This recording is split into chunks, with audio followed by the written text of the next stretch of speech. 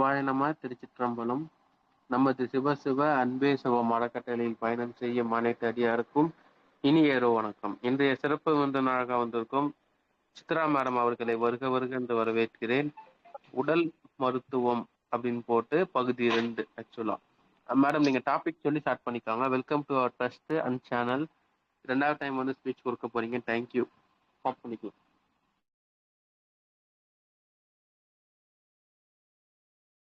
Start பண்ணிக்கலாம்ப்பா.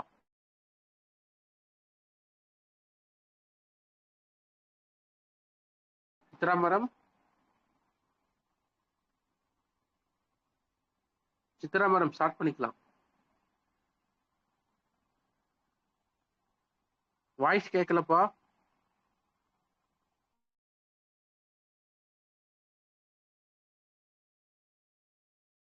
Voice கேக்குதுங்களா? Chitra madam unmute பண்ணுங்க. Unmute பண்ணி பேசணும். ஓகேங்க சார். கண்டினியூ பண்ணிக்கோங்க. அனைவருக்கும் வணக்கம். நான் வந்து அக்கு ஹீலரா இருக்கேங்க. ஈரோட்டில் இருக்கேன். என்னுடைய நேட்டிவ் வந்து ஈரோடு. இன்னைக்கு நாம உடலே மருத்துவர் அப்படிங்கிற டாபிக்கை பத்தி பேச போறோம். இப்ப நம்ம உடலை நம்ம உடம்பே நமக்கு மருத்துவர். அது எப்படி அப்படின்னு சொன்னா, இப்ப ஒரு முதலாவதா வந்து நம்மளுக்கு வந்து நம்ம வயிற்றுல வந்து குழந்தை வந்து உருவாகுது. அது வந்து எப்படின்னா, அது இயற்கையோட செயல், கடவுளுடைய செயல், நம்மளுடைய செயல் கிடையாது. அந்த அந்த உடம்பு வந்து அந்த சின்னஞ்சிறு கருவை வந்து அதை நான் தனக்குள்ள எடுத்துக்கிட்டு, அது எப்படி ஒரு கண்ணு, காது, மூக்கு, உடம்புல இருக்கிற அத்தனை ஒரு மனிதனா வந்து உருவாக்குதுன்னா, அது உடலுடைய செயல் தான். உடலுடைய செயல்ங்கிறது வந்து இயற்கையோட செயல், பிரபஞ்சத்தோடைய செயல் தான் அது. அந்த மாதிரி நம்ம ஒரு உடலையே உருவாக்குது உயிர். நம்ம கருப்பையில வந்து அதை வளர வச்சு ஒரு குழந்தையா, ஒரு சின்ன கருவை குழந்தையா உருவாகுது. சரி, ஓகே. அந்த காலத்துல வீட்டிலேயே குழந்தை வந்து எப்படி பெற்றாங்க? எந்த பயமும் இல்லாம வந்து அந்த காலத்துல வந்து குழந்தை வந்து வீட்டிலேயே பெற்றெடுத்தாங்க. ஏன்னா அவங்களுக்கு வந்து நார்மலா ஒரு குழந்தை பேரு என்பது பாத்தீங்கன்னா ஒரு நார்மலா நம்ம அன்றாட கடமைகள்ல ஒண்ணு அப்படிங்கிற மாதிரிதான் இருந்தது. அவங்களுக்கு அதை குறித்து எந்த விதமான பயமோ இதுவோ இல்லை. ஏன்னா அவங்க கடினமான வேலைகள் செஞ்சாங்க. அவங்களுக்கு வந்து ஒரு குழந்தை பேருங்கிறது வந்து அன்றாட கடமைகள். இப்ப நம்ம எப்படி தினமும் வந்து வேலை செய்யறோம், வேலைக்கு போறோம், வீட்டுல வந்து சமைக்கிறோம் அப்படிங்கிற மாதிரி குழந்தை பேருங்கிறது ஒரு கடமையா அவங்க நினைச்சாங்க. அதனால வந்து அவங்களுக்கு ஒரு பயமே இல்லை. அந்த உடம்பு வந்து அவங்க சொல்ற மாதிரி அந்த உடம்பு கேட்டுது. அந்த அளவுக்கு அவங்க வந்து கடுமையா பாடுபட்டாங்க. உடலுக்கு வந்து வேலை கொடுத்தாங்க. அதனால வந்து ஒரு குழந்தையை வந்து பூ மாதிரி பெற்றெடுத்தாங்க. ஆனா இன்றைய காலகட்டத்துல அந்த மாதிரி இல்லை. ஏன் அப்படின்னா உடல் உழைப்பு வந்து குறைஞ்சு போச்சு. இப்ப நம்ம வந்து எந்த உடல் உழைப்பு வந்து எதுவுமே நம்ம உடம்புக்கு கொடுக்கறது இல்லை. வசதியானவங்களா இருந்தாலும் வசதி இல்லாதவங்களா இருந்தாலும் நம்மளால முடிஞ்ச சின்ன சின்ன வேலைகளை வந்து நம்ம வந்து கண்டிப்பா செஞ்சே ஆகணும். நான் வந்து அந்த அளவுக்கு பயங்கரமான வசதி, எனக்கு வந்து வீட்டுல எல்லா வேலைக்காரங்களா இருக்காங்க, நான் வந்து எந்த வேலையும் செய்ய மாட்டேன், நான் சாப்பிட்டு வந்து பொழுதுபோக்கு தான் பண்ணுவேன், டிவி தான் பார்ப்பேன், குனிஞ்சு கூட நிமிர்ந்து நான் செய்ய மாட்டேன், எனக்கு வந்து அந்த அளவுக்கு வீட்டுல ஒவ்வொரு வேலைகளுக்கும் வீட்டுல வேலைக்காரங்க இருக்காங்க அப்படின்னு சொல்லிட்டு நம்ம வந்து என்ன பண்றோம், வசதியானவங்க என்ன பண்றாங்க, உட்கார்ந்த இடத்தை விட்டு நகரதே இல்லை. அப்புறம் என்ன பண்றாங்க, நம்ம இது வெயிட் போட்டுக்குது, உடம்பு வந்து வெயிட் போட்டுக்குது. அதை குறைக்கிறதுக்காக வந்து பாத்தீங்கன்னா இதுக்கெல்லாம் ஜிம்முக்கு போறது, ஆண்களும் சரி பெண்களும் சரி. இப்ப ஆண்கள் பாத்தீங்கன்னா வந்து அவங்க வந்து ஏசிலேயே ஒர்க் பண்ணுவாங்க. ஒரு சில பேர் தான் பாத்தீங்கன்னா கடினமான வெயில்ல அலையிற வேலைகள், வெயில்ல செய்யற வேலைகள் வந்து செய்வாங்க. ஒரு சாரார் வந்து பாத்தீங்கன்னா அவங்களுக்கு ஏசிலேயே வேலையா இருக்கும். அவங்களாம் கண்டிப்பா வந்து உடல் உழைப்பு கொடுத்தாங்க. அதாவது எப்படின்னா காலையில வாக்கிங் போறது, சூரிய ஒளி நம்ம மேல படுறது, அந்த மாதிரியான இதை வந்து உடம்புக்கு அவங்க கண்டிப்பா கொடுத்தே ஆகும். அப்பதான் வந்து உடல்நிலை வந்து அவங்களுக்கு சீரா இருக்கும். அவங்க என்ன பண்றாங்க, ஏசிலயும் ஒர்க் பண்ணிட்டு, வெயில் வந்து எனக்கு என் மேல வந்து வெயில் பட்டா ஆகவே ஆகாது அப்படிங்கிற மாரி ஒரு பயங்கரமான இத பெருமையா வந்து பேசிக்கிட்டு, அவங்க என்ன பண்றாங்க, வீட்டுக்கு வந்தாலும் ஏசி. வெயிலு அந்த வேக்காடு அப்படிங்கிறது வந்து கொஞ்சம் கூட நம்ம உடம்புக்கு ஆகாது, ஆகக்கூடாது அப்படின்னு நெனச்சுட்டு, ஆ வேலைக்கு போனாலும் ஏசி. வீட்டுக்கு வந்தாலும் ஒரு துளி வியர்வை வந்து மண்ணுல விழக்கூடாது அப்படின்னு வாழ்றாங்க. இவங்களுக்கெல்லாம் என்ன ஆகும்னா, நாளடைவுல வந்து இவங்க சாப்பிடுற சாப்பாடும் அப்படிதான். லைட்டான ஃபுட் எடுத்துக்க மாட்டாங்க. பசிச்சு சாப்பிட மாட்டாங்க. இவங்க சாப்பிடுறதுமே பாத்தீங்கன்னா, நல்லா ஹெவியான ஃபுட் சாப்பிடுவாங்க. ஆனா உடல் உழைப்பு இல்ல. ஏசில ஒ வேலை, வீட்ல வந்து ஏசில ஒர்க். ஆ அப்ப தூங்குறது எல்லாமே ஏசில. அப்படிங்கும்போது உடல் வந்து நாளடைவுல வந்து பெருக்க ஆரம்பிச்சுருது. உடல் உழைப்பு போதுமான உடல் உழைப்பு இல்லாதனால. அதே தான் சேம் பெண்களுக்கும். அதே மாரி வீட்ல வந்து எல்லா வசதியான பெண்கள் வீட்ல வேலைக்கு வந்து ஆட்கள் வச்சிருப்பாங்க. அவங்க என்ன பண்றாங்க, உட்காந்து டிவில எந்நேரம் பார்த்தாலும் டிவில நிகழ்ச்சி பார்க்கறது. இந்த மாரி ஒரு பொழுதுபோக்கு இதுலயே ஈடுபட்டுக்கிட்டு அவங்களுக்கு உடம்பு பெருத்துருது. ஆண்களும் இந்த மாரி ஆண்கள், பெண்கள் என்ன பண்றாங்க, வந்து ஆ ஒரு கட்டத்துக்கு மேல உடம்ப குறைக்கிறேன் அப்படின்னு சொல்லிட்டு ஜிம்முக்கு போறது. அப்புறம் வந்து காலையில ஒண்ணும் இல்ல நடைப்பயிற்சி செஞ்சுட்டு சின்ன சின்ன வேலைகள் நம்ம செஞ்சாவே வீட்ல போதும். எல்லாத்துக்குமே வேலைக்காரங்க வைக்கிறதுக்கு பதிலா, கஷ்டமான வேலைகளுக்கு வேலைக்காரங்கள வச்சுட்டு, சின்ன சின்ன நம்மனால முடிஞ்ச வேலைகள செஞ்சாவே போதும். ஆண்கள் அதே மாரி தான். வீட்ல இருக்கிற வேலைகள வேலைக்கு போற ஆண்கள், ஏசில ஒர்க் பண்ற ஆண்கள், வீட்ல இருக்கிற வேலைகள ஷேர் பண்ணி செஞ்சாங்கன்னாவே போதும். அவங்களுக்கு உடல் உழைப்பு தானா கிடைச்சிரும். அத விட்டுட்டு எதையோ நோக்கி ஓடுறாங்க. உடம்ப ஃபுல்லா கெடுத்து வச்சுக்கிட்டு, ஆம் இப்ப இவங்க வந்து உடம்பு பெருத்துருச்சுன்னா உடனே என்ன பண்றாங்க, ஹாஸ்பிட்டல் தான் போறாங்க. டாக்டர்ட்ட போறாங்க. எனக்கு வந்து இந்த மாரி பசிக்க மாட்டேங்குதுங்க. எனக்கு வந்து வந்து தூக்கம் வர மாட்டேங்குது நைட் ஆனா. ஆ ஒரு மாதிரியாவே உடம்பெல்லாம் ரொம்ப டயர்டா இருக்குது. அப்படின்னு சொல்லிட்டு போய் டாக்டர்ட்ட போய் சொல்றாங்க. அவங்க டாக்டர் என்ன செய்றாரு, அவரு பார்த்துட்டு அவரு வந்து உடனே என்ன செய்யணும்? நீங்க வந்து உங்களுக்கு உடல் உழைப்பே இல்லைங்க. நீங்க வந்து ஃபுல்லா ஏசில ஒர்க் பண்றீங்க. நீங்க வந்து உடல் உழைப்பு குடுங்க அப்படின்னு சொல்லணும். ஆனா டாக்டர் என்ன பண்றாரு, உடனே வந்து மருந்து மாத்திரை எழுதி, இந்தாங்க இந்த மருந்து மாத்திரை போட்டுக்கிட்டீங்கன்னா, உங்களுக்கு அந்த உடம்பு சோர்வெல்லாம் கொஞ்சம் நல்லா இருக்கும். இந்த டானிக் குடிங்க அப்படின்னு சொல்லிட்டு குடுத்து விட்டுறாங்க. இப்ப அதுவரைக்கும் அவங்க உடம்புல எந்த பிரச்சனையும் இருக்காது. சின்ன சின்ன பிரச்சனைகள் தான் இருக்கும். சளி, காய்ச்சல் வரும். போய் மருந்து மாத்திரை மெடிக்கல்ல வாங்கி போடுவாங்க. ஹாஸ்பிட்டல் போவாங்க. அதுவே தப்பு தான். அதுவே உடம்புக்கு ஃபர்ஸ்ட் ஆரம்ப ஸ்டேஜே அதுதான். நம்ம போய் மருந்து மாத்திரை வாங்கி சாப்பிடுறது. உடல் உழைப்பு இல்லாம போய் டாக்டர்ட்ட போய் மருந்து மாத்திரை. இப்ப வந்து டாக்டர்ட்ட நம்ம இந்த மாரி உடம்பு பெருத்து போச்சுன்னு போகும்போது, டாக்டர் குடுக்குற மருந்து மாத்திரையினால நம்மளுக்கு என்ன ஆகும்னா, ஒரு ரசாயன கழிவுகள் வந்து உடம்புல சேர ஆரம்பிச்சுரும். ஏற்கனவே நம்ம உடம்புல பிசிக்கல் ரீதியா வேலை செய்யாதனால, உடம்புல சாப்பிடுற சாப்பாடு வந்து த அங்கங்க தங்கி வந்து கழிவுகளா தங்கி இருக்கும். அதுதான் வந்து உடம்பு பெருக்கிறது, மூச்சு விட முடியாதது, அ க பெண்களா இருந்தா மாதவிலக்கு சரியா ஆகாது. எல்லாமே பார்த்தீங்கன்னா, சரியான உடற்பயிற்சி இல்லாதனால, சரியான அந்த உடம்ப கவனிச்சு சாப்பிடுறதில்ல, உடம்ப கவனிச்சு தூங்குறதில்ல. இந்த மாரி ரொட்டீன் ஒர்க் எல்லாம் நம்ம செய்யாதனால தான், அவங்களுக்கு ஏற்கனவே கழிவுகள் அங்கங்க இருக்கும். இப்ப டாக்டர்ட்ட போய் மருந்து மாத்திரை வாங்கி சாப்பிட்டதுனால என்ன ஆகும்னா, அவங்களுக்கு எச்சா உடம்புல வந்து ஏற்கனவே தேக்கமுற்ற கழிவுகள் உடம்புல இருக்கும். அது இல்லாம, ஆ மருந்து மாத்திரையினால ரசாயன கழிவுகள் உடம்புல சேரும். ரசாயன கழிவுகள் உடம்புல சேரும்போது, ஏற்கனவே சாதாரணமான கழிவுகள் இருக்கும்போதே உடம்பு சிம்ப்டம்ஸ் காமிக்கும். டாக்டர்ட்ட போனாங்க இல்லையா? எதுக்காக போனாங்க? சரியா பசிக்கல. எனக்கு கை, கால் வலியா இருக்குது. சோர்வா இருக்குது. தூக்கம் வரமாட்டேங்குது அப்படின்னு சொல்லி போனாங்க. இப்ப நம்ம கை, கால் வலி, சோர்வு இதெல்லாம் இருந்ததுனாவே, உடம்புல வந்து சரியான அந்த கழிவுகள வந்து உடம்பு வெளியேற்றதுக்கு நடவடிக்கை எடுக்குது. அதனால தான் அந்த மாரி கை, கால் வலி, சோர்வு இதெல்லாம் இருக்கு. இவங்க வந்து இந்த விஷயத்த வந்து கவனிக்காம டாக்டர்ட்ட போயிட்டு எச்சா மருந்து மாத்திரை சாப்பிட்டு உடம்ப கெடுத்துக்கிறாங்க. ஆ இப்ப இவங்க வந்து என்ன பண்ணணும் அப்டின்னா, நார்மலா சின்ன சின்ன வேலைகள் செஞ்சுக்கிட்டு பசிச்சு சாப்பிடுறது அந்த மாரி நம்மளுக்கு உடம்புக்கு அந்த வெயில் உடம்புக்கு படுறது அந்த மாரியான வேலைகள வந்து நம்ம ரொட்டீனா செஞ்சுட்டு இருக்கும்போது அவங்களுக்கு இதாகும். இன்னொரு சாரார் என்ன பண்றாங்கன்னா, கடுமையான உழைப்பு. அவங்க வந்து வெயில்லயே ஒர்க் பண்ணுவாங்க. அந்த வெயில்ல ரோடு போடுறது, வயக்காட்டுல வேலை செய்றவங்க, கல் உடைக்கிறவங்க, மரம் வெட்டுறவங்க அவங்கலாம் பார்த்தீங்கன்னா, ஆம் இன்னொரு சாரார் வந்து வெயில்லயே அவங்களுக்கு வேலையே வந்து பெண்களும் அப்படிதான். அவங்களுக்கு வேலையே வந்து வெயிலா தான் இருக்கும். இல்லைன்னா பெண்கள் வந்து நிழலா இருந்தாலுமே கடுமையான வேலை செய்வாங்க. அவங்க என்ன பண்ணணும்? சிறிது நேரம் ஓய்வு எடுக்கணும். மதியான டைம்ல சிறிது நேரம் ஓய்வு எடுக்கணும். இல்ல ஃபுல்லாவே உடம்பு முடியலைன்னா 2 நாளைக்கு லீவ் போட்டுட்டு வீட்ல போய் படுத்து ரெஸ்ட் எடுத்து இருந்தோம்னாவே உடம்பு தன்னை தானே சரி பண்ணிக்கும். அத விட்டுட்டு அவங்களுக்கு வந்து பணம் தானே இதா இருக்கும். நடுத்தர மக்களுக்கும், ஏழை மக்களுக்கும் பாத்தீங்கன்னா, பணம் வந்து ஒரு பெரிய இது. அவங்க வேலை கிடைக்கும்போது போய் வேலை செஞ்சாதான். அப்ப என்ன பண்ணுவாங்க, ரெஸ்ட்டே எடுக்காம போய் அவங்க வேலை செய்யும்போது அவங்களுக்கு என்ன ஆகும்னா, உடம்புல வந்து வெயில் அதிகமா பட்டு பட்டு அவங்களுக்கு வந்து ரெஸ்ட் இல்லாதனால அவங்களுக்கு உடம்புல பலவிதமான பிரச்சனைகள் வந்து தோன்ற ஆரம்பிக்கும். காய்ச்சல் வரும்.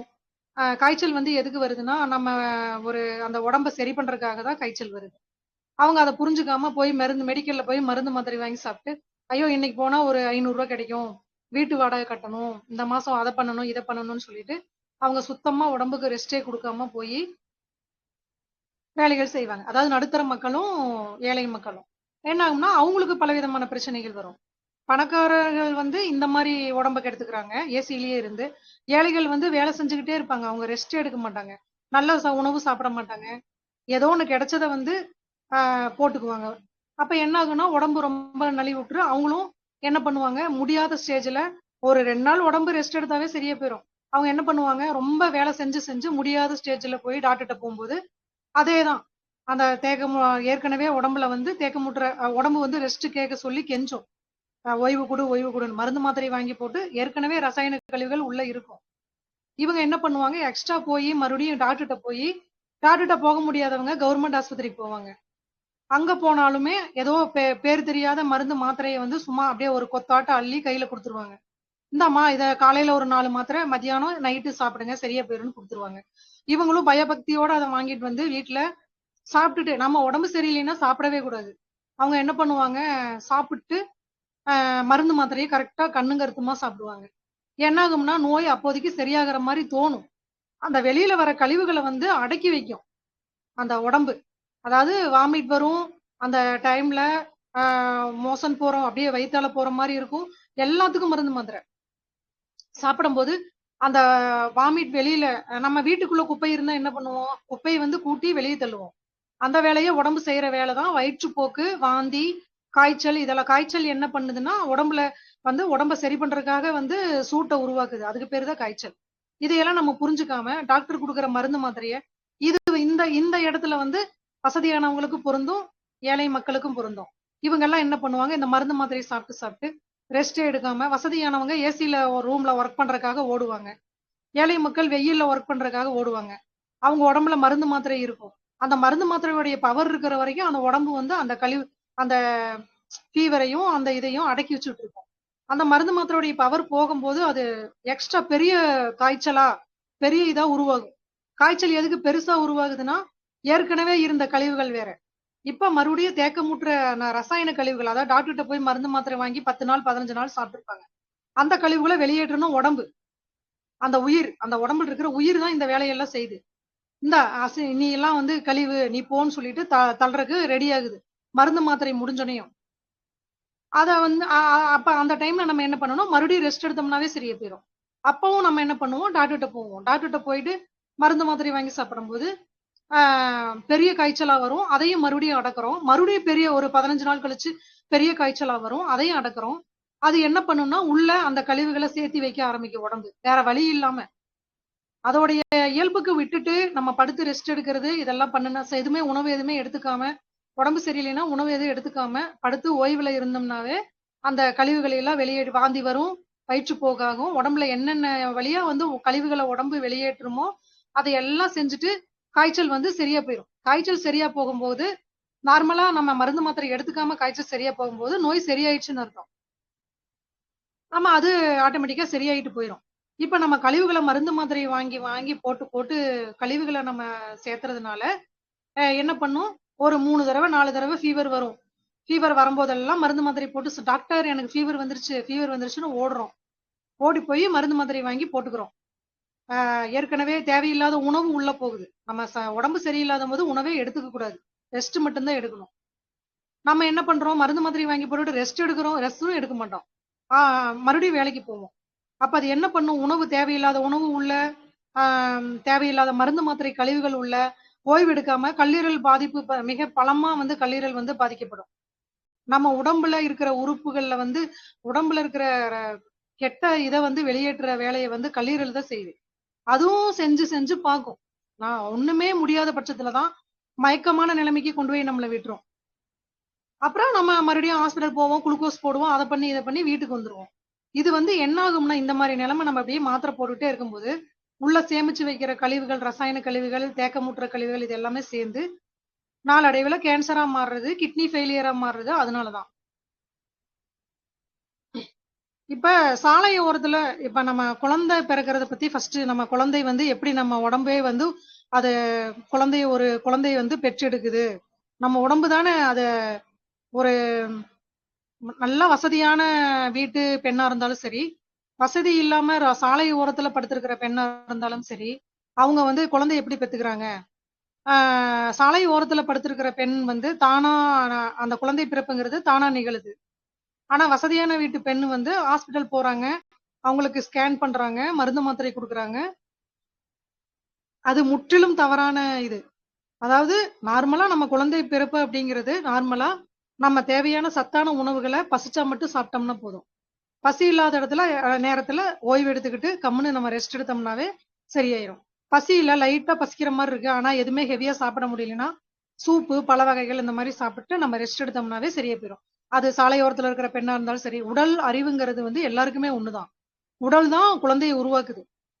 அது பணக்கார வீட்டு பெண்களா இருந்தாலும் சரி, நார்மலா சாலை ஓரத்துல இருக்கிற பெண்களா இருந்தாலும் சரி, உடல் அறிவு தான் நம்மளுடைய உடல்ல இருக்கிற உயிர் தான் வந்து அந்த உடலை இன்னொரு உடலை வந்து உருவாக்குது. அப்ப நம்ம என்ன பண்றோம்? அதேதான். சாலை ஓரத்துல இருக்கிற பெண்ணு இயற்கையான குழந்தைய, நாட்டு குழந்தைய பெற்றெடுக்கிறாங்க. அதாவது அந்த குழந்தைக்கு வந்து கடைசி வரைக்கும் வந்து அவங்களுக்கு நோய் எதிர்ப்பு சக்தி அந்த குழந்தைக்கு இருக்கும். ஏன்னா குழந்தை பிறந்தனையுமே அவங்க தாய்ப்பால் கொடுக்குறாங்க. அவங்க ஏற்கனவே மருந்து மாத்திரை ஏன்னா வசதி இல்ல, மருந்து மாத்திரை எதுவும் எடுத்திருக்க மாட்டாங்க. அந்த குழந்தை பாத்தீங்கன்னா மலையில வந்து விளையாடும், சேத்துல கூட பொருளும். ஆனா அந்த குழந்தைக்கு, சாலையோரத்துல இருக்கிற குழந்தைக்கு எதுவுமே ஆகாது. ஆனா வசதியாட்டு வீட்டு பெண்கள் முதல்ல கரு உருவானதுமே ஹாஸ்பிட்டல் போக ஆரம்பிக்கிறாங்க. அது வந்து ஒரு இந்த குழந்தையாதான் வளரும். அதாவது ஒரு நாட்டு குழந்தையா வளராது. அந்த மருந்து மாத்திரையை சாப்பிட்டு சாப்பிட்டு சாப்பிட்டு அந்த பெண்ணும் சரி, அந்த பெண்ணுடைய உடம்பும் சரி, ரசாயன கழிவுகள் நிரம்பிய உடம்பாதான் இருக்கும். அந்த குழந்தையும் ஒரு ரசாயன, அதாவது இப்ப சொல்றாங்கல்ல மரபணு மாற்றப்பட்ட காய்கறிகள் அப்படிங்கிறாங்கல்ல, அந்த மருந்த போட்டு போட்டு போட்டு அந்த குழந்தையுடைய உடம்புமே பாத்தீங்கன்னா கிட்டத்தட்ட மருந்து மாத்திரைகளால் ஆன உடம்பு தான். அந்த குழந்தைக்கு நோய் எதிர்ப்பு சக்திங்கிறதே இருக்காது. வசதியான வீட்டு பெண்கள், அதாவது டாக்டர் எதுக்கு எடுத்தாலும் டாக்டரை போய் பார்க்கிற பெண்கள் வந்து இயற்கையான குழந்தையை பெற்றெடுக்க மாட்டாங்க. அந்த குழந்தை வந்து இயற்கையா அவங்களுக்கு பிறக்காது. அது இல்லாம தடுப்பூசி வேற பிறந்தனே போடுவாங்க. அப்ப அது ஒரு மரபணு மாற்றப்பட்ட ஒரு குழந்தை மாதிரி தான் இருக்கும். அதோடைய நோய் எதிர்ப்பு சக்தியை எல்லாம் இயற்கையிலேயே வந்து அவங்க அழிச்சிடுறாங்க. தடுப்பூசி போடுறது மூலமா, ஸ்கேன் பண்றது மூலமா, அந்த மருந்து மாத்திரைகள் சாப்பிடுறது மூலமா அழிச்சிடுறாங்க. ஒரு உடலுடைய வேலை, உடலின் அறிவு வந்து குழந்தைய வந்து உருவாக்குது. அப்ப ஒரு குழந்தையவே வந்து உடல் வந்து உருவாக்கும் போது அது அந்த உடல்ல வர சின்ன சின்ன பிரச்சனைகளை வந்து அதனால சரி பண்ண முடியாதா? ஒரு உடல்னால ஏன் முடியாது? இப்ப நம்ம மலையில நனையணும். அதாவது மலையில நம்ம நனைஞ்சோம்னா உடனே சளி பிடிக்குதும்போம். நார்மலா உடம்ப ஆரோக்கியமா வச்சிருக்கிறவங்க மலையில, பனியில, வெயில்ல போனா அவங்களுக்கு ஒண்ணும் ஆகாது. சளி பிடிக்காது, காய்ச்சல் வராது, எதுவும் பண்ணாது. ஏன்னா அவங்க உடம்புல கழிவுகள் இருக்காது. கழிவுகள் இருக்கிற உடம்புல தான் வந்து சளி பிடிக்கும்.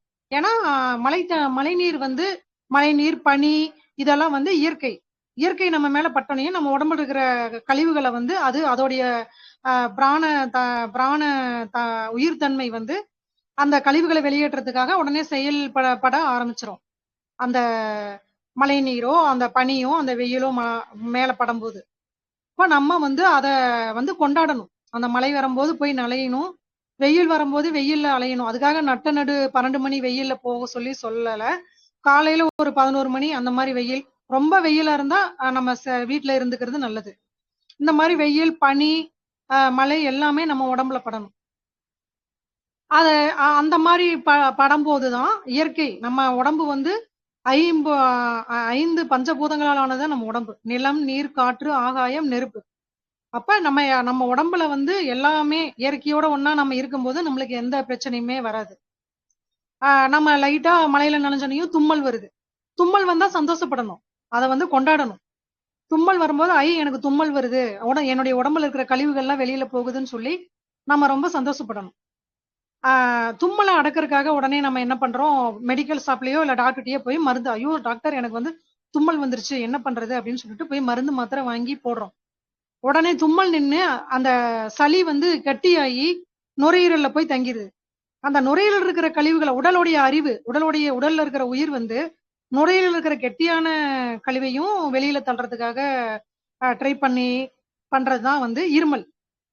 சரி, இருமலை வர வச்சுனாலும் இவனுக்கு வந்து உடம்புல இருக்கிற கழிவை நம்ம வெளியேற்றலாம்னு சொல்லிட்டு அந்த உடம்புல இருக்கிற உயிர், அந்த உடலுடைய அறிவு, அது வந்து என்ன பண்ணுதுன்னா, சரி நம்ம தும்மல் வர வச்சு அந்த சளியெல்லாம் வெளியில போக சொல்லி பார்த்தோம், இவன் வீடுல மாத்திரை சாப்பிட்டான், அடுத்தது வந்து இருமல் மூலமா நம்ம வந்து அந்த சளியை வெளியில தள்ளி விடலாம் அப்படின்னு சொல்லிட்டு நுரையீரல் வந்து உடம்புடைய அறிவு என்ன பண்ணுது, இருமல் மூலமா நுரையீரல்ல தேங்கி இருக்கிற, அதாவது நம்ம மருந்து மாத்திரை போட்டு தும்மல் மூக்கு மூலமா வந்துட்டு இருக்கிற தண்ணியாட்ட வர சளியை வந்து கெட்டியா பண்ணிட்டோம். அது போய் நுரையீரல்ல போய் நின்றுச்சு. அதை வந்து வெளியில தள்ளுறதுக்காக வந்து உடலுடைய அறிவு இருமலை உண்டு பண்ணுது. அப்ப நாம என்ன பண்றோம், அதையும் வந்து டாக்டர்கிட்ட போயிட்டு, டாக்டர் எனக்கு வந்து இருமல் ஓயாம வந்துட்டே இருக்கு. இருமல் வரதே அந்த சளியை வெளியேற்றுறதுக்கு தான். நாம உடனே டாக்டர்கிட்ட போயிட்டு மருந்து மாத்திரை அதெல்லாம் வாங்கி சாப்பிடும்போது நாள்பட்ட நுரையீரல் அந்த போய் தேங்கி நிக்கிற கட்டியான கழிவுகள் தான் ஆஸ்துமாவாவும் வீசிங்காவும் உருவாகுது. ஆஸ்துமா நோயாளிகள் வந்து இருமி அந்த சளியை தும்மும் போது ரத்தம் ஏன் வருதுன்னா, அவங்களுடைய நுரையீரல்ல அந்த நுரையீரலுடைய பாகத்துல எல்லாம் வந்து சளி வந்து கெட்டிய படிஞ்சிருக்கும். அது நம்ம பண்ண தப்புதான். தும்மல் மூலமா வெளியேற்ற சளியை வந்து ஒரு 2-3 நாளைக்கு நம்ம சிந்தி வெளியேற்றி இருந்தோம்னா, அதாவது ஒரு காட்டன் துணியை வச்சு நம்ம சிந்தி வெளியேற்றி அந்த துணியை தூக்கி போட்டிருந்தோம்னா 2-3 நாள் 4 நாள் 5 நாள் இருந்துட்டு அந்த சளி வந்து போயிருக்கும். நம்ம என்ன பண்றோம், சளி வந்து தண்ணி சளியா இருக்கும்போது அதை வந்து கெட்டி சளியா மாத்துறோம். கெட்டி சளியே இருமல் மூலமா உடலுடைய அறிவு, உடலுடைய அந்த உயிர் வந்து வெளியேற்ற இருமலை உண்டு பண்ணும்போது இருமலுக்கும் போய் மருந்து மாத்திரை வாங்கி சாப்பிடும்.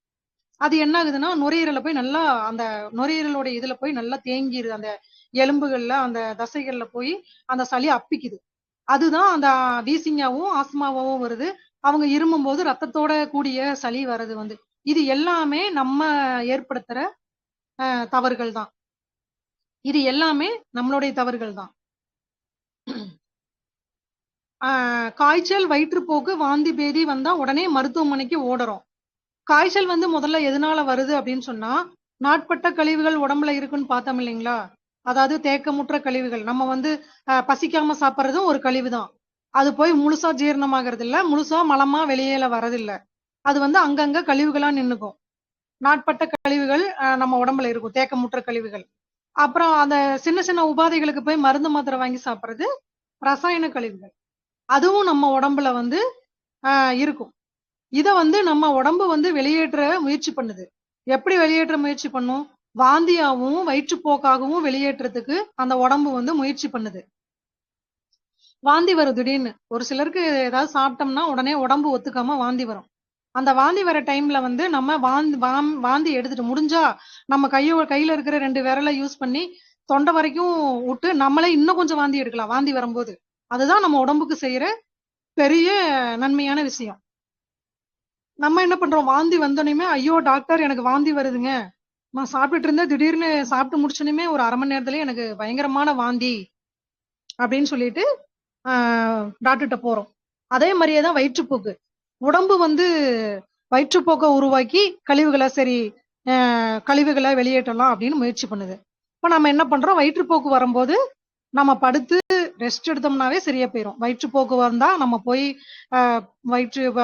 பாத்ரூம் போயிட்டு வந்துட்டு கிருகிருன்னு வர மாதிரி இருந்ததுன்னா தண்ணியில வந்து உப்பும் நாட்டு சர்க்கரையும் போட்டு, கல்லுப்பும் நாட்டு சர்க்கரையும் போட்டு அந்த தண்ணியை லைட்டா எடுத்துக்கலாம். அது வந்து உடம்புக்கு தேவையான சத்தை கொடுக்கறது, வயிற்றுப்போக்கை நிறுத்துறதுக்காக இல்ல.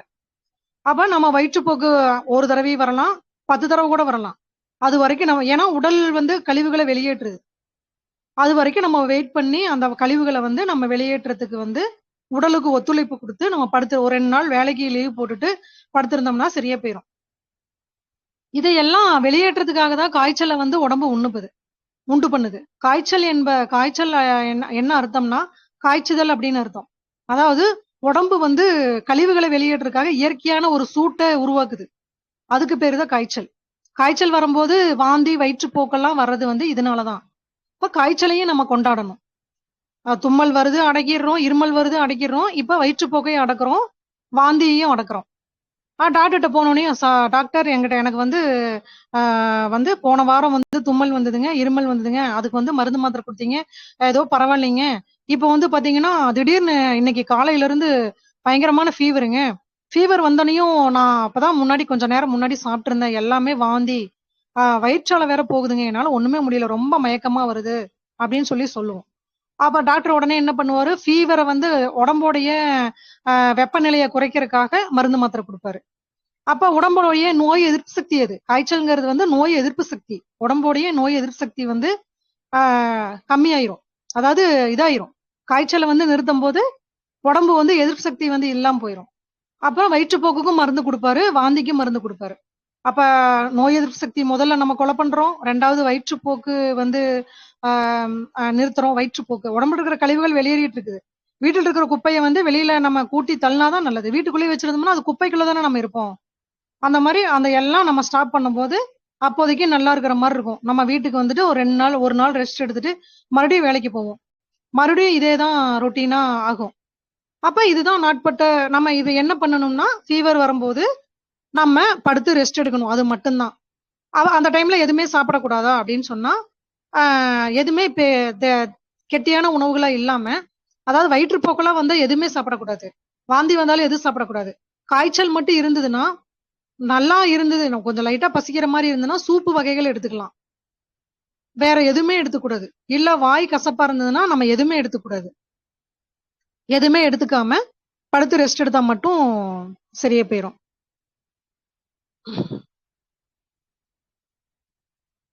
காய்ச்சல் வந்து சரியாகிறதுக்கு வந்து ஒரு 2 நாள் ஆகலாம், ஒரு வாரம் கூட ஆகலாம்.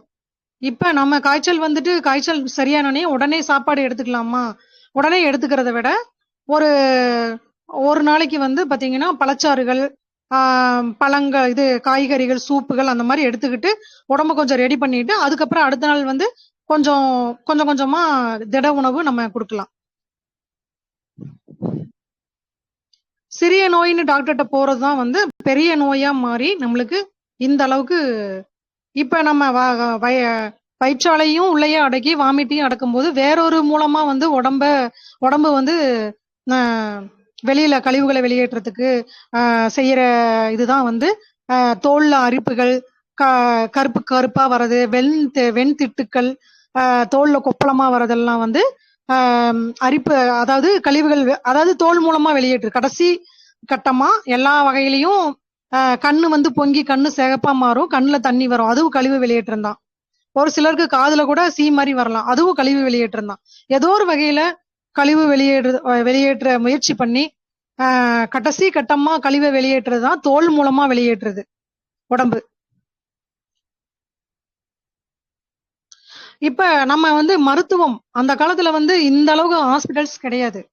ஹாஸ்பிட்டல்ஸ் வந்து ரொம்ப கம்மியா இருந்தது. ஒரு ஊருக்கே பாத்தீங்கன்னா ஒரு ஹாஸ்பிட்டல் 2 ஹாஸ்பிட்டல், அதுல வந்து உள்ள ஒரு டாக்டர் இருப்பாங்க, இல்லைன்னா 2 டாக்டர் இருப்பாங்க. இப்ப ஏன் இவ்வளவு இந்த அளவுக்கு ஹாஸ்பிட்டல்ஸ் வளர்ந்துருக்குன்னா நோய் வந்து வளர்ந்துருக்கு. இப்ப இருக்கிற ஹாஸ்பிட்டல்ஸ் வந்து நோயை வந்து ஒரு நாட்டுல ஒரு சமுதாயத்துல ஒரு நாட்டுல உலகத்துல வந்து மருத்துவமனைகள் அதிகமாகிறது வந்து நல்லதா கெட்டதா அப்படின்னா, மருத்துவமனைகள் அதிகமாகிறது வந்து கெட்டதுதான். ஏன்னா வந்து நோயாளிகள் அதிகமாகும் போதுதான் மருத்துவர்கள் வந்து அதிகமாகறாங்க, மருத்துவமனைகள் வந்து அதிகமாகுது. மருத்துவம் வந்து வளர்ந்துருக்குதுன்னு சொல்றாங்க. அப்ப வர்ற நோயாளிகள்லாம் வந்து சரியாகி போறாங்களா? ஒரு சின்ன சுகர் பிரச்சனை அப்படின்னு சொல்லிட்டு போறாங்க. நார்மலா அவங்க வந்து ஃபர்ஸ்ட் சாப்பிட்டாவே அந்த சுகர் பிரச்சனை சரியாயிரும். 2 நாளைக்கு ரெஸ்ட் எடுத்துட்டு பசிச்சு அந்த உணவை எடுத்துக்கிட்டாங்கன்னாவே அவங்களுக்கு சரியாயிரும். சுகர் இருக்குன்னு பயந்துக்கிறவங்க அவங்க உடனே டாக்டர்கிட்ட போகும்போது அவங்க உடனே ஒரு இதை வச்சு செக் பண்றாங்க, ரத்தத்தை வந்து வச்சு செக் பண்றாங்க, அவங்க உடம்புல எவ்வளவு சுகர் இருக்கு அப்படின்னு சொல்லிட்டு யூரின் மூலமாகவும் ரத்தம் மூலமாகவும் டெஸ்ட் பண்றாங்க.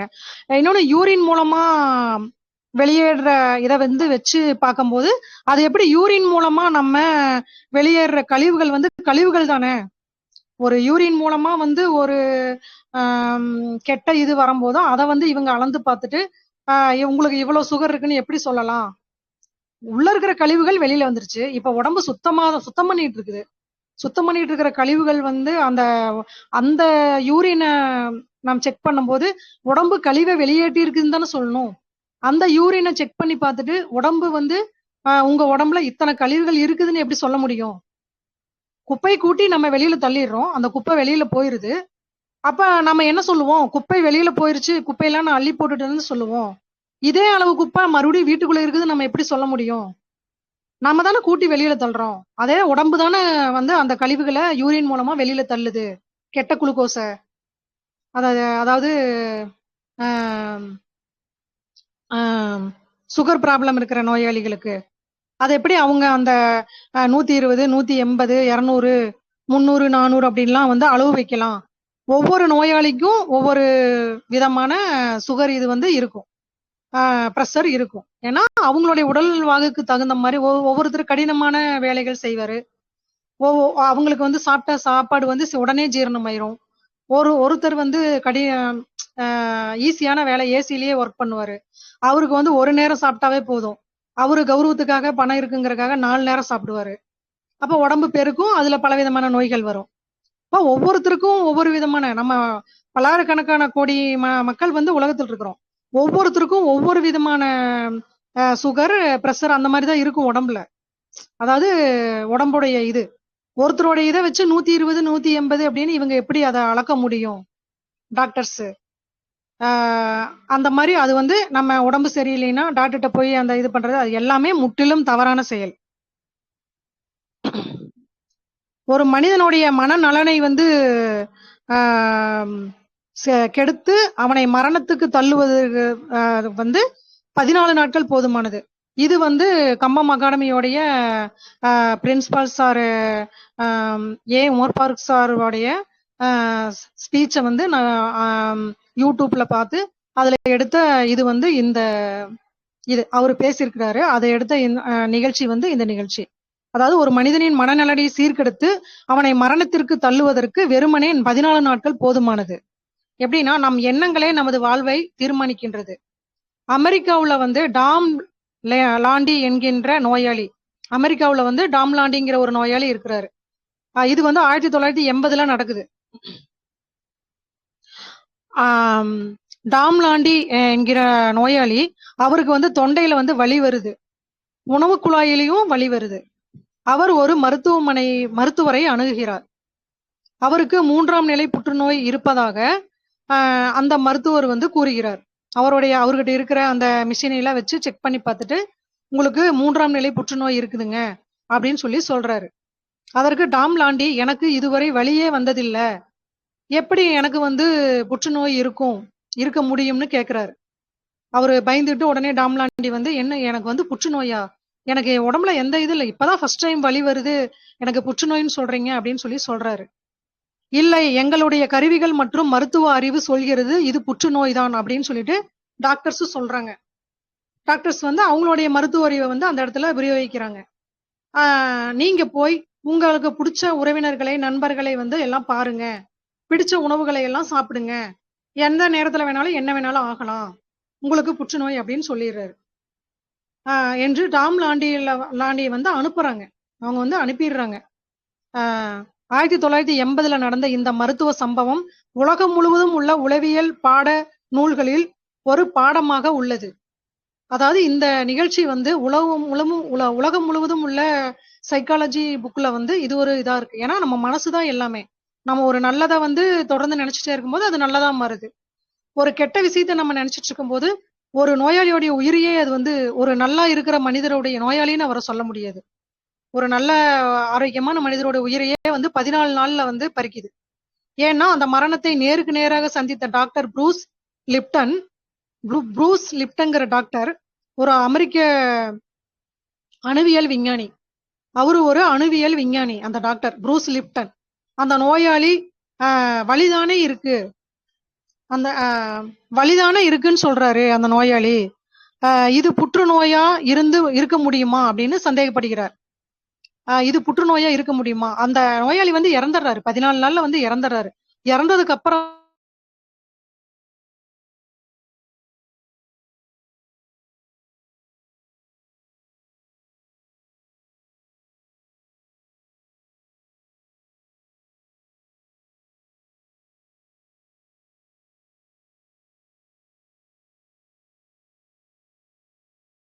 சம்திங் என்ன ஃபோன் கால் எதுனா வந்துரும்.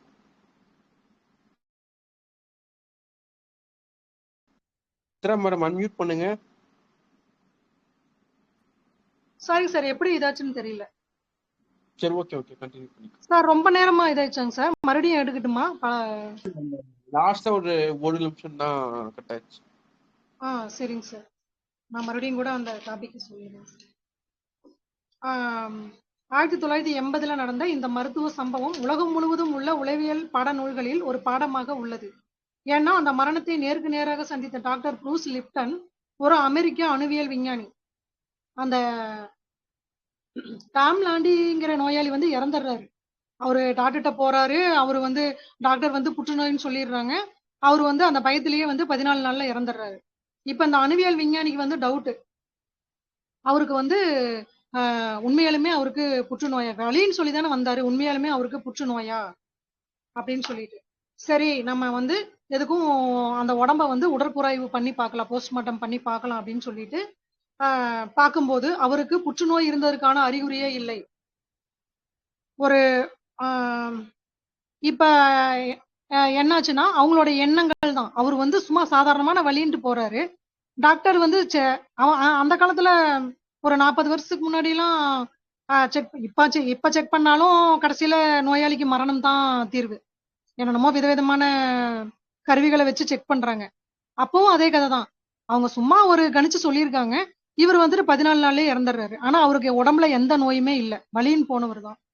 இதுல இருந்து நம்மளுக்கு என்ன தெரியுதுன்னா, எந்த நோயுமே நோயின்னு சொல்லிட்டு டாக்டர்கிட்ட ஓடி போயிட்டு நம்ம வந்து பயத்துலதான் வந்து அவங்க அந்த எல்லாமே செக் பண்ண சொல்றாங்க. நீங்க வந்து போய் ஸ்கேன் எடுத்துட்டு வாங்க, அதை எடுத்துட்டு வாங்க, இதை எடுத்துட்டு வாங்கன்னு. நம்ம உடம்பு என்ன சொல்லுதுன்னு பார்க்கணும். நம்ம உடம்பு வந்து வலி இருக்கா, படுத்து ரெஸ்ட் எடுக்கணும். நம்ம உடம்பு தூக்கம் வரலையா, ரெஸ்ட் எடுத்தோம்னாவே, இப்ப சாப்பிடாம, அதாவது தேவையான அளவு பசிய முதல்ல உணர்ந்தாவே எந்த நோயுமே நமக்கு கிடையாது. இப்ப நம்ம நேரமா உறங்கணும். நைட்டு காலையில வந்து நேரமா எந்திரிச்சுக்கலாம். இப்ப நேரம் இரவு வந்து படுக்கிறது வந்து சாயும் காலம் அப்படின்னா அந்த காலத்துல சொன்னதுதான் நம்மளுக்கு சாயங்காலமா இருக்கு. சாயும் காலம்னா என்னன்னா 3 to 6, மாலை மதியம் 3 மணியிலிருந்து மாலை 6 மணி வரைக்கும் சாயும் காலம். காலையில வந்து அதிகாலை அந்த விடியற்காலம் அப்படிங்கிறது விடியறது வந்து 3 to 6. ஈவினிங் சாயந்தரம் வந்து 3 to 6 வந்து சாயும் காலம், அதாவது உறங்குறதுக்கான காலம். இது இயற்கை வந்து நமக்கு கொடுத்த பயோ கிளாக். காலையில 3 to 6 தான் நம்ம எந்திரிக்கிற டைம். அந்த காலத்துல நம்ம முன்னோர்கள் வந்து வயக்காட்டு வேலை, வேற வேலைகள்லாம் வந்து நேரமா எந்திரிச்சு போவாங்க. ஒரு 2 மணி 3 மணிக்கெல்லாம் கிளம்பிடுவாங்க. அவங்க என்ன பண்ணுவாங்க, பழைய சோறு கொண்டுட்டு போவாங்க, எல்லாம் வேற ஏதாவது சாப்பாடு கொண்டுட்டு போய் ஒரு 8 மணி 9 மணிக்கு பசிச்சா சாப்பிடு, கடுமையான வேலை செஞ்சதுக்கு அப்புறம் பசிச்சா சாப்பிடுவாங்க. சாப்பிட்டு முடிச்சனையும் மதியானம் வேலையை முடிச்சுட்டு வீட்டுக்கு வருவாங்க. வீட்டுக்கு ஒரு 2 மணி 3 மணிக்கு வந்தாங்கன்னா சாப்பாடு செஞ்சு ஒரு 4 5 மணிக்கெல்லாம் சாப்பிட்டு 6 மணிக்கு படுத்துருவாங்க. அதுதான் சாயும் காலம். அவங்களுக்கு உடம்புல எந்த விதமான நோயுமே இல்லை. அவங்களாம் 100 வயசு 120 வயசு சாதாரணமா வாழ்ந்தாங்க. இப்ப நம்ம உடம்புல வந்து ஆர்கன் கிளாக் உள்ளது. இயற்கையாவே நம்ம உடம்புல வந்து ஆர்கன் கிளாக் உள்ளது. அது வந்து என்னன்னா அதிகாலை 1 to 3 கல்லீரலுடைய பணிகள் நடைபெறும் நேரம். கல்லீரலுக்கு உண்டான பணிகள் வந்து காலையில அதிகாலையில 1 to 3 நடைபெறும். அந்த நேரத்துல நம்ம வந்து ஆழ்ந்து தூங்குற டைம். அதிகாலை 3 to 5 நுரையீரலுடைய பணிகள் நடைபெறுகிறது. நம்ம உடம்புல நுரையீரலுடைய பணிகள் வந்து அதிகாலை 3 to 5. காலை 5 to 7 சிறுநீரகத்துடைய பணிகள், கிட்னியோடைய பணிகள் வந்து காலையில 5 to 7. காலை 7 to 9 வயிற்றுடைய பணிகள். அதனாலதான் அந்த காலையில நம்ம 7 to 9 சாப்பிடுறோம். ஆனா இந்த இதை வச்சு நம்ம பசிக்காம சாப்பிடக்கூடாது. இது வந்து ஆர்கன் கிளாக் வந்து அந்த மாதிரி நம்மளுடைய உடம்புல வந்து வேலை செய்யுது. காலை 7 to 9 வயிறின் பணிகள். காலை 9 to 11 மண்ணீரலுடைய வேலைகள், மண்ணீரல் செயல்படுற நேரம். காலை 11 இருந்து 1 மணி வரைக்கும் வந்து கணையத்தோடைய பணிகள். மதியம் 1 இருந்து 3 மணி வரைக்கும் சிறுகுழலுடைய பணி நேரம். மதியம் 3 to 5 சிறுநீர் பையோடைய பணி நேரம். 5 to 7 மாலை சிறுநீரகத்தோடைய பணிகள். சிறுநீரகத்தோடைய பணிகள் வந்து 5 to 7 கிட்னியோடைய பணிகள். இரவு 7 to 9 இதய மேலுறை பெரிகார்டியத்தோடைய பணிகள் வந்து இரவு 7 to 9. இரவு 9 to 11 மூவெப்ப மண்டலத்தோடைய பணிகள். நம்ம உடம்புல இருக்கிற வெப்ப இதை வந்து உறுப்புகளை வந்து சீர்படுத்தி அதுக்கு தேவையான சரியான வெப்பநிலையை பராமரிக்கிறது மூவெப்ப மண்டலம் தான். அதோடைய டைம் வந்து 9 to 11. 11 to 1 PM வந்து இதயம் சிறப்பாக நடைபெறும் நேரம். இரவு 11 to 1 வந்து இதயம் சிறப்பாக நடைபெறும் நேரம். அந்த காலத்துல நம் முன்னோர்கள் வந்து அந்த டாபிக் முடிஞ்சது.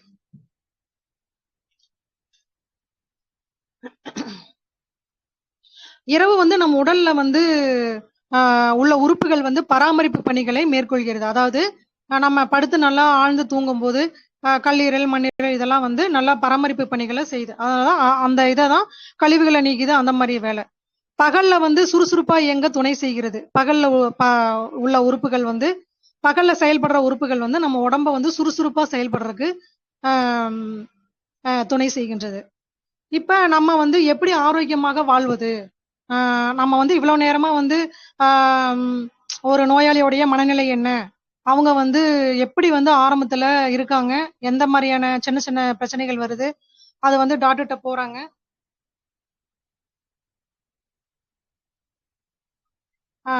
சார் லைன்ல இருக்கேனாங்க சார், கேக்குதாங்க சார்? ஹலோ, கண்டினியூ பண்ணுங்க.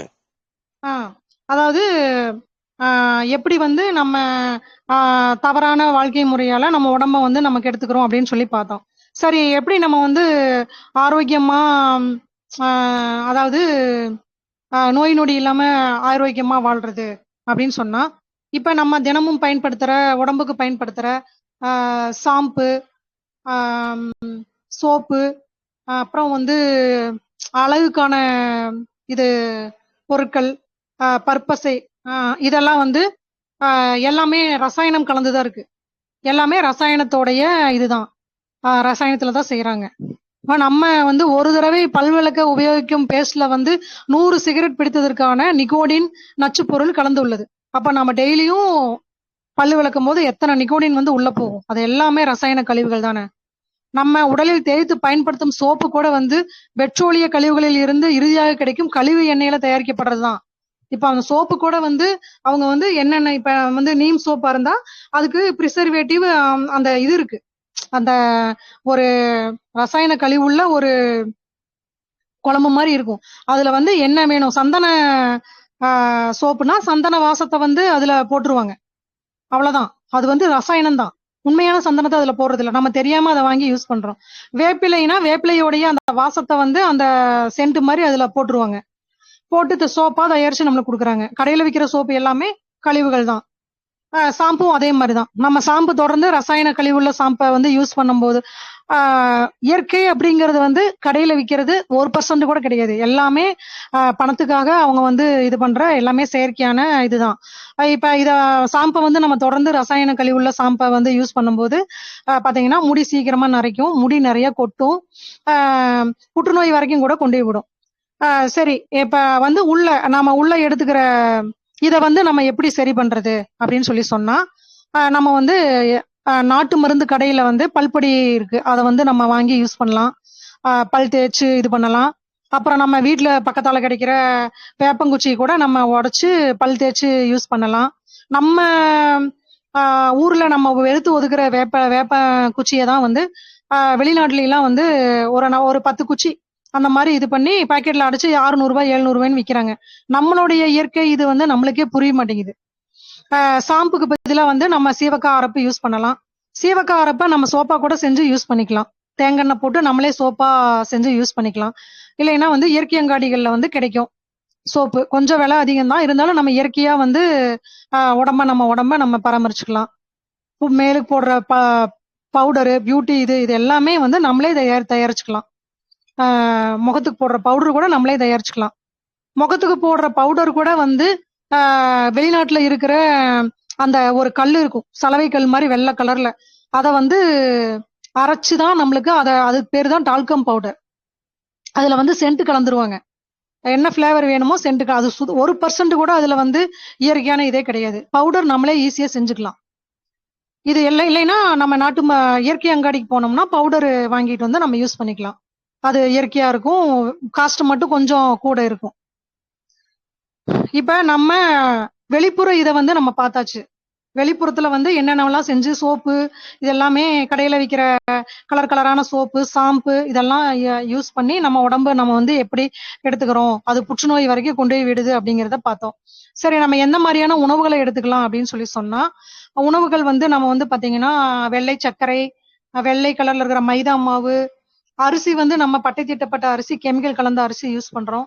இதையெல்லாம் முடிஞ்ச அளவுக்கு அவாய்ட் பண்ணிட்டு இயற்கை அங்காடிகள்ல கிடைக்கிற அரிசிகளை யூஸ் பண்ணலாம். சிறுதானியங்கள் அதிகமா யூஸ் பண்ணலாம். சிறுதானியத்துல பாயசம்லாம் வச்சோம்னா சிறுதானியத்துல கருப்பட்டி, வெல்லம், நாட்டு சர்க்கரை இதெல்லாம் போட்டு நம்ம பாயசம் வைக்கலாம். நாட்டு சர்க்கரை இல்லாம வெளியில கிடைக்கிறது வந்து மஞ்சள் கலர்ல இருக்கு, அந்த மாதிரி இருக்காது. உண்மையான நாட்டு சர்க்கரை, கருப்பட்டி இதெல்லாமே நல்லா பிரவுன் கலர் மாதிரி தான் இருக்கும். அதை வந்து நம்ம இயற்கை அங்காடிகள்ல வாங்கும்போது ஒரிஜினலா கிடைக்கும். காஸ்ட் மட்டும் கொஞ்சம் கூட இருக்கும், ஒரு 10 ரூபாய் 20 ரூபாய் அதிகமா இருக்கும். ஆனா நல்ல பொருளா வாங்கலாம். நம்ம சமையலுக்கு யூஸ் பண்ற எண்ணெய் வந்து வந்து கச்சா எண்ணெய் கழிவு தான். அதாவது பெட்ரோலியம், நம்ம வண்டிக்கு அடிக்கிற பெட்ரோல், டீசல் அதோடைய கடைசி கழிவு தான் வந்து நம்ம ரீஃபண்ட் ஆயில்னு சொல்லி டெய்லி வாங்கி சாப்பிட்ற ஆயில். அதுல வந்து சூரியகாந்தியோடைய அந்த இதோடைய எசன்ஸ், அதோடைய ரசாயன எசன்ஸ் மட்டும் கலந்துருவாங்க.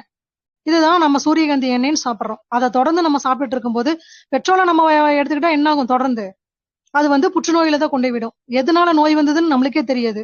அதனால பாக்கெட்ல அடைச்சு விற்கிற நம்ம ரீஃபண்ட் ஆயில்னு சொல்ற எந்த இதையும் வாங்காம கடையில போய் நம்மளே வந்து கடலை எண்ணெய், நல்லெண்ணெய், தேங்காய் எண்ணெய் இதையெல்லாம் நம்மளே சொந்தமா ஆட்டி, இல்லைன்னா ஆட்டி விற்கிறாங்க. அவங்க நம்ம போய் ஆட்டி விற்கிற இடத்துல நல்லா உண்மையான இடத்துல போய் வாங்கிட்டு வந்து நம்ம சமையலுக்கு அதை யூஸ் பண்ணிக்கலாம். சாப்பிட்ற பொருட்களும் அப்படிதான், நல்ல பொருட்களை வந்து வந்து சாப்பிடலாம். குழந்தைகளுக்கு வந்து தீனி அந்த மாதிரி கொடுக்கும்போது பாத்தீங்கன்னா பாக்கெட்ல அடைச்சு வைக்கிற லேசு இந்த மாதிரியான இது வந்து குழந்தைங்களுக்கு புற்றுநோய் வரைக்கும் கொண்டு போய் விடுறதுக்கு சீக்கிரமா, அது ஒரு 30 வயசு 40 வயசுல எல்லாம் வராது. அந்த குழந்தையா இருக்கும் போதே அந்த பாதிப்பு வந்து வந்துடும். ஆனா எதனால வந்ததுன்னு தெரியாது. அதெல்லாம் வாங்கி கொடுக்காம, பீட்சா பர்கர் இந்த மாதிரிலாம் வாங்கி கொடுக்காம நம்ம இயற்கையை நம்மளே வீட்டுல செய்யலாம். கடலை பருப்பு, நிலக்கடலை வாங்கி இந்த மாதிரி செய்யறதுக்கு நேரம் இல்லாதவங்க நிலக்கடலையில செஞ்ச கருப்பட்டி, வெல்லம், நாட்டு சர்க்கரை எல்லாம் போட்டு செஞ்ச பொருட்கள் வந்து சுத்தமான பொருட்கள் வந்து இயற்கை அங்காடிகள்ல விக்குது. கொஞ்சம் விலை அதிகமா தான் இருக்கும். நம்ம ஆரோக்கியத்துக்கு வந்து முதலிடம் கொடுத்து அதை மாதிரி வாங்கி குழந்தைங்களுக்கு கொடுத்து பழக்கப்படுத்தலாம். பழங்கள் வந்து அதிகமா நம்ம சேர்த்திக்கலாம். ஒரு நேரம் வேக வச்ச உணவுகள் நம்ம சாப்பிட்டோம்னா ஒரு நேரம் வந்து பழங்கள் சாப்பிடலாம். இந்த மாதிரி அதிகமா நம்ம சேர்த்திக்கலாம்.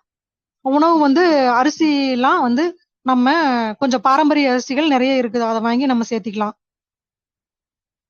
இந்த மாதிரியான உணவு முறைகள் இந்த மாதிரிலாம் பண்ணிட்டு நம்ம வரும்போது வந்து நம்ம உடம்பு வந்து சிறப்பா இருக்கும். முக்கியமா இதையெல்லாம் பண்ணிக்கிட்டு நம்ம முடிஞ்சா, இப்ப நம்ம சின்ன சின்ன தவறுகள் செய்யறோம், உடம்புல சின்ன சின்ன பிரச்சனை வருதுன்னா மரபு வைத்தியங்கள் பார்த்துக்கலாம். அதாவது அக்குபஞ்சர் அந்த மாதிரியான, நம்ம இயற்கையா நம்ம வாழ்ந்தோம்னாவே நம்மளுக்கு ஒண்ணுமே வராது. அந்த மாதிரி மரபு வைத்தியங்கள் பார்த்து உடம்ப சரி பண்ணிக்கலாம். அந்த மாதிரி இப்ப நம்ம உடம்பு சரியான முறையில வந்து கரெக்டா தண்ணீர் அருந்துவதை பத்தி வந்து கொஞ்சம் சொல்லணும். அதாவது தண்ணீர் வந்து டாக்டர்கிட்ட வந்து நம்ம போனோம், வேற ஏதாவது ப்ராப்ளம், உடம்பு சூடு, வேற ஏதாவது ப்ராப்ளம்னு சொல்லிட்டு போனோம்னா டாக்டர் வந்து 5 லிட்டர் ஒரு நாளைக்கு குடிங்க. நீங்க ஒரு மனிதன் அப்படின்னு சொல்லி சொன்னா அவங்களுக்குடைய தண்ணீருடைய தேவை வந்து விதவிதமா இருக்கும். ஒருத்தர் கடுமையான வேலை செஞ்சாருன்னா அவருக்கு வந்து தண்ணி தாகம் அதிகமா அடிக்கும். ஒருத்தர் ஏசிலேயே இருக்கிறாரு அப்படின்னா அவருக்கு தண்ணி தாகம் வந்து குறைவா இருக்கும். அப்ப அவங்களுக்கு இவருக்கு 2 டம்ளர் தண்ணி தான் தேவைப்படும், அவருக்கு 5 சொம்பு தண்ணி தேவைப்படும். அப்ப என்ன பண்ணணும்னா அவங்களுக்கு தேவையான தண்ணி தான் குடிக்கணும். டாக்டர் சொல்றாங்கிறதுக்காக எல்லாருமே 5 லிட்டர் தண்ணி குடிச்சா சீக்கிரமா கிட்னி ஃபெயிலியர் ஆயிரும். அவங்களுக்கு என்ன, அவங்களுக்கு பணம் தான். நம்ம கிட்னி ஃபெயிலியர் ஆனா நம்ம போய் இது பண்ணிட்டு ஆபரேஷன் பண்ணிடுவாங்க, சீக்கிரமா நம்மள முடிச்சிருவாங்க. அதனால தண்ணிங்கிறது நம்ம தொண்டை வந்து கேட்கும். தொண்டை வந்து தாகத்துல வந்து எனக்கு தண்ணி வேணும் அப்படின்னு கேட்கும் போது மட்டும்தான் தண்ணி குடிக்கணும், சப்பி சப்பி குடிக்கணும். இப்ப நம்ம ஆரோக்கியமா வாழணும் அப்படிங்கிறது நிறைய விஷயங்கள் நம்ம பார்த்தோம். ஆரோக்கியமா நம்ம எப்பவுமே வாழலாம் அப்படின்னு சொன்னா 4 விஷயங்களை ஃபாலோ பண்ணணும். 4G அப்படிங்கிற 4 விஷயத்த வந்து நம்ம ஃபாலோ பண்ணணும். அந்த 4 விஷயம் என்னன்னா வந்து பசிச்சா மட்டும் சாப்பிடுறது, அப்புறம் நேரமா தூங்குறது. இரவு வந்து நேரமா தூங்கணும். அதாவது 9-10 மணி, 9 மணி 6 to 9 நம்ம படுக்கிற டைம். அதாவது 3 to 6 அந்த காலத்துல அந்த அது அது நம்மளால இப்ப ஃபாலோ பண்ண முடியாது. அட்லீஸ்ட் நைட் 9-10 மணிக்குள்ள படுத்துறணும். தாகம் எடுத்தா மட்டும் தண்ணி குடிக்கணும். அதாவது நைட்டு நேரமா தூங்கணும், பசிச்சா மட்டும் சாப்பிடணும், தாகம் எடுத்தா மட்டும் தண்ணி குடிக்கணும். அப்புறம் உடம்பு ஓய்வு கேட்டதுன்னா ஓய்வு எடுக்கணும். இந்த 4 விஷயத்த நம்ம கரெக்டா ஃபாலோ பண்ணிட்டு வந்தோம்னா நம்மளுக்கு நோய்ங்கிறதே இருக்கவே இருக்காது. எப்பவுமே நம்ம வந்து நலமா ஆரோக்கியமா வாழலாம். சார் டாபிக் முடிஞ்சதுங்க சார். ஏதாவது டவுட் இருந்தா யாருக்காவது ஏதாவது டவுட் இருந்தா கேளுங்க. நிறைய விஷயத்த ஷேர் பண்ணியிருந்தீங்க. First of all thank you sir. இன்னொன்னு நான் உங்ககிட்ட ரொம்ப நன்றிங்க சார். சொல்லுங்க சார். ஆர்கன்ஸோடைய பணிகள் வந்து அதுதான் விட்டு போச்சுங்க சார். அதை கொஞ்சம் சொல்லியிருந்தேன்னா எனக்கு இன்னும் கொஞ்சம் திருப்தியா இருந்திருக்கும். அந்த 12 ஆர்கன்ஸ் சொன்னீங்க சார். சார் அது நம்ம இன்னொரு நாளைக்கு கூட பண்ணிக்கலாங்க சார். சரி, ஓகே. அது இன்னொரு நாள் பண்ணிக்கலாம். இதுல நான் சொன்னதுல வந்து ஏதாவது டவுட் இருந்ததுனாவோ அது மாதிரி கேட்க யாரு விருப்பமா இருந்தாலும் கேளுங்க. டவுட்னா டவுட் கேளுங்க. ஃபர்தர் டீடைல் மேடம் கான்டாக்ட் பண்ணனும்னா என்னோட நம்பர் நோட் பண்ணிக்கோங்க. 7550250425. உங்களுக்கு என்ன டவுட் இருக்கா? முத்துலட்சுமி, மாரிமுத்து, பிரேம், ஜெயராணி, முத்து கிருஷ்ணன். வணக்கம் சார். மேடம் இப்போ ட்ரிபிள் வார்மர் பத்தி கொஞ்சம் சொல்லுங்க மேடம். ட்ரிபிள் வார்மர் அதை மட்டும் கொஞ்சம் எக்ஸ்பிளைன் பண்ணுங்க madam please. Sir triple warmer வந்து நம்ம உடம்புல வந்து தேவையான அந்த உறுப்புகளுக்கு தேவையான வெப்ப சக்தியை வந்து கொடுக்குதுங்க சார். ட்ரிபிள் வார்மர் அது வந்து ஒரு வெப்ப உறுப்பு. அதுதாங்க சார். நீங்க அத வந்து அந்த நம்ம உடம்பு அந்த ஹார்ட், அதாவது அது சம்பந்தப்பட்ட உறுப்புங்க சார். அது வெப்ப உறுப்பு. அது வந்து எந்த உடம்புல வந்து இருக்கிற கல்லீரல், மண்ணீரல் இதெல்லாம் இருக்கு இல்லைங்க சார். அதோடைய செயல்பாட்டுக்கு தேவையான வெப்பத்தை வந்து கொடுக்கறது ட்ரிபிள் வார்மருங்க சார். வேற ஏதாவது டவுட் இருக்குங்களாங்க? தேங்க்யூ மேடம், புரிஞ்சுது மேடம். இப்போ ஆர்ட்ல வந்து அது நீங்க இன்னைக்கு என்னன்னா சின்ன டவுட் என்னன்னா, ட்ரிபிள் வார்மர்ன்றது ஒரு பர்டிகுலர் ஆர்கன் ஆர்ட் தானே சொல்றீங்க நீங்க? என்னங்க சார் புரியலைங்க சார். இல்ல மேம், ட்ரிபிள் வார்மர் தனியா ஒரு ஆர்கன் இருக்கா? ஆமாங்க சார். ட்ரிபிள் வார்மர் வந்து ஆமா அது இருக்கு. வெப்ப உறுப்பு. அது வெப்ப உறுப்புங்களா? ஆமாங்க சார். ட்ரிபிள் வார்மர்ங்கிறது ஒரு மறைவான உறுப்புங்க சார். சரிங்க மேடம். உடம்புல இருக்கிற மறைவான உறுப்புங்க sir. Thank you madam. Thank you madam. நன்றிங்க சார்.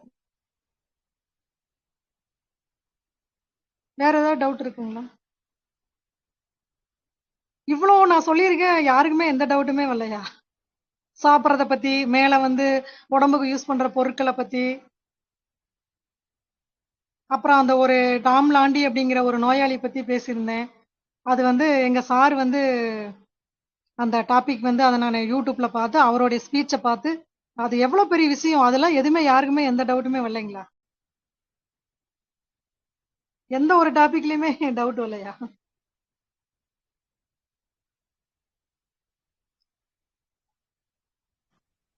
டவுட் இருந்தா டவுட் கேளுங்க.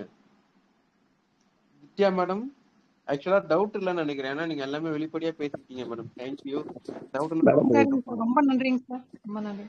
இந்த ஆப்பர்ச்சுனிட்டி எனக்கு கொடுத்ததுக்கு வந்து ரொம்ப நன்றிங்க சார்.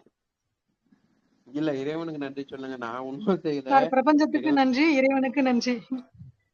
நன்றி நன்றி நன்றி. கண்டிப்பா நீங்க விட்டு போன டாபிக் வந்து சொல்லி அதாவது அனைத்து உறுப்புகளை பத்தி சொல்லிட்டேன். டைம் அதோடைய பணிகள் தாங்க சார் கொஞ்சம் இதாயிருச்சு, கவர் பண்ண முடியல. இல்ல அது நெக்ஸ்ட் டைம் கிளாஸ்ல நம்ம போடுறோம். சரிங்க சார், கேளுங்க சார். பரமானந்தம் சார் கேளுங்க. ஒண்ணு கேள்வி சார். இப்போ மேடம் இப்போ வந்து இப்போ நம்ம நம்ம உடம்பு உருவாதுக்கு நோய் உருவாகுது, அது மனம் தான் அது பெருசா அதிகமாகுதா? அப்படிதான் சொல்ல வரீங்க நீங்க? அப்படிதான் சொல்றீங்க மேடம்? மனம் தான் எல்லாமே. இல்ல மேடம், நோய் உருவாகுது, நம்ம வந்து மற்றவங்க நோய் வந்துச்சுன்னா நம்மளுக்கு வந்துடும் பயந்தா உங்களுக்கு வந்து நோய் வந்து அதிகப்படுத்துறது, அது தீவிரப்படுத்தணும்னு சொல்றீங்க நீங்க? ஆமாங்க சார். சரிங்க மேடம், தேங்க்யூ மேடம். நோய் உருவாகிறது அப்படிங்கிறது வந்து நம்ம மனம் தாங்க சார் காரணம்.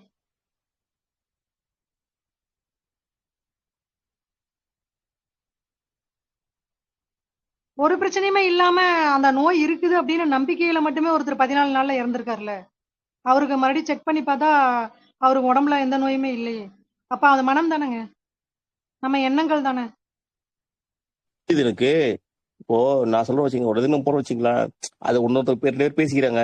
இவனுக்கு இந்த நோய் வந்துச்சு, அவனுக்கு இந்த நோய் வந்துச்சுன்னு நம்ம நினைக்கிறோம்னா, நம்ம அந்த கேட்கறோம், அது நம்ம மனசுல ஆழமா பதிஞ்சுது, நம்மளுக்கு ஒரு நோய் வந்துருமோ, நோய் வந்துரும் பயம் வருது. ஆமாங்க சார். அது உள்ளே நோய் வந்துருது. ஆமாங்க நம்மளதானே சார். நம்ம நம்ம என்னதானே காரணம்னு சொல்றீங்க.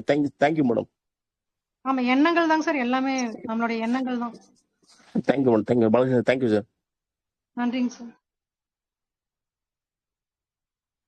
வேற என்ன டவுட் இருக்கா? சரிங்க மேடம், தேங்க்யூ. முடிச்சுக்கலாம்னு நினைக்கிறேன். சார் ரொம்ப நன்றி. நன்றிங்க சார். நன்றிங்க எனக்கு சார். கால் பண்ணுங்க. அனைவருக்கும் தேங்க்யூ. அனைவருக்கும் நன்றி.